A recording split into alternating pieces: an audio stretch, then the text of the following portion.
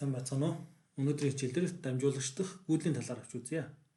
За тэгэхээр энд инсулятор буюу тусгаарлагч байна. За энэ кондуктор буюу дамжуулагч. За энд болохоор юу вэ гэхээр энэ металлын ионууд байна.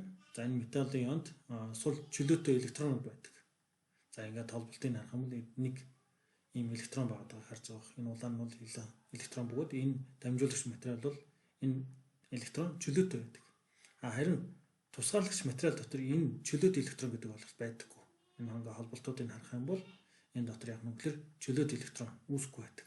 Тийм учраас энд одоо чинь потенциалын ялгуур өгөхөд буюу цахилгаан оронд оруулахад энд яг үгээр электрон эндээс суугч гардаггүй. За маш хүчтэй цахилгаан оронд оруулах тохиолдолд энд электрон бол суугч гардаг хүчтэй цахилгаан орноор нөлөөлөхөд.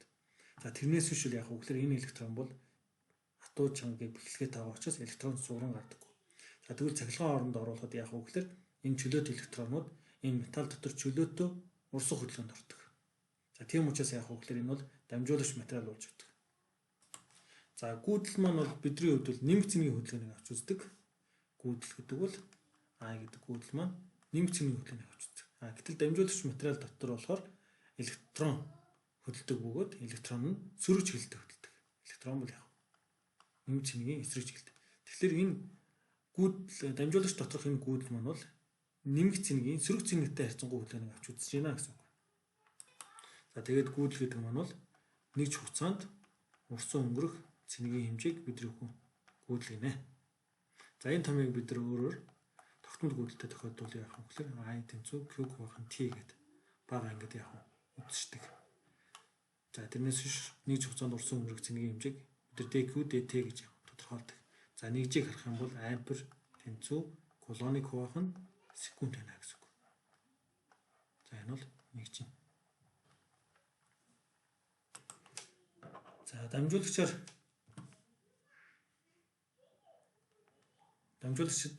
цахилгаан орон оруулъя. За ингээд цилиндр цахилгаан орон дамжуулагч авъя. За эндээс хишээгээ цахилгаан орон баг гэж үзье.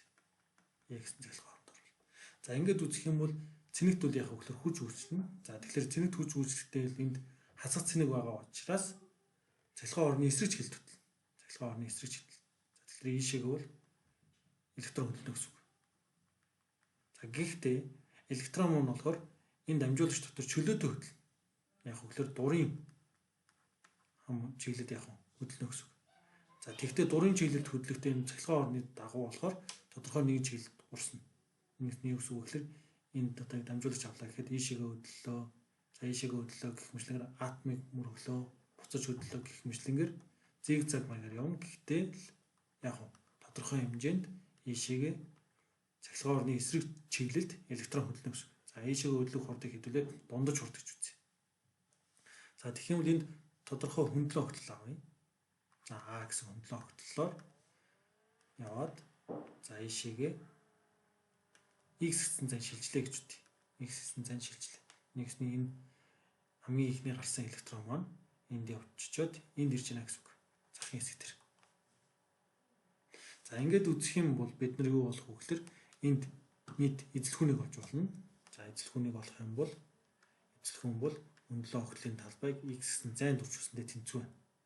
За нөгөө талаар бид нар энд байх цэнигийн хэмжээг олж болно. Эндээс энэ хөндлөн огтлын талбайгаар урсан цэнигийн хэмжээг авах вэ гэхээр Q тэнцүү N-ийг үржих нь болно гэсэн үг. Нэгэсний тодорхой хугацаанд энэгээр энэ хөндлөн огтлын талбайгаар N гэсэн цэнийг урсан өнгөрнө.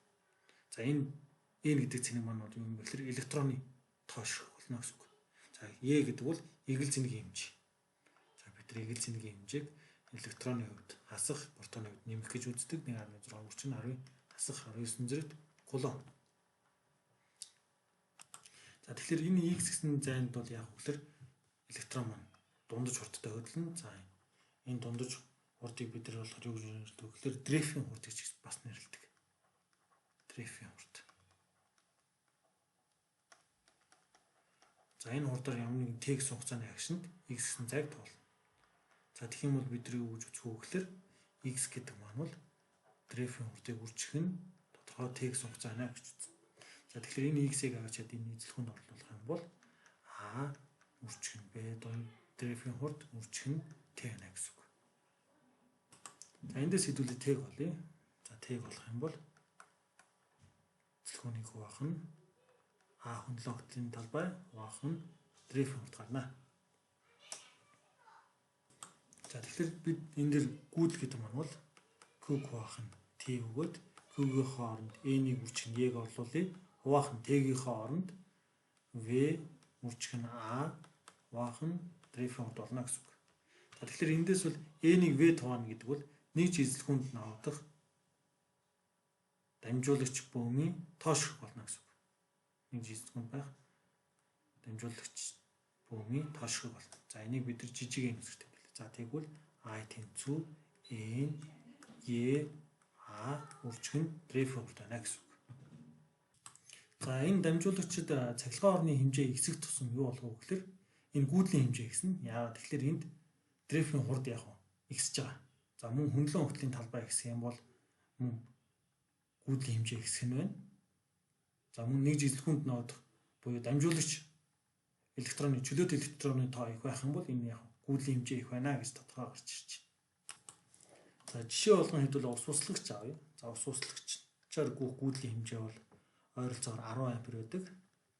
За тэгээд игэл цэнийг хэмжээ бидэрт мэдэгдэж байгаа 1.6 гүрчг нь 10-ын хасаг 19 зэрэг кулон.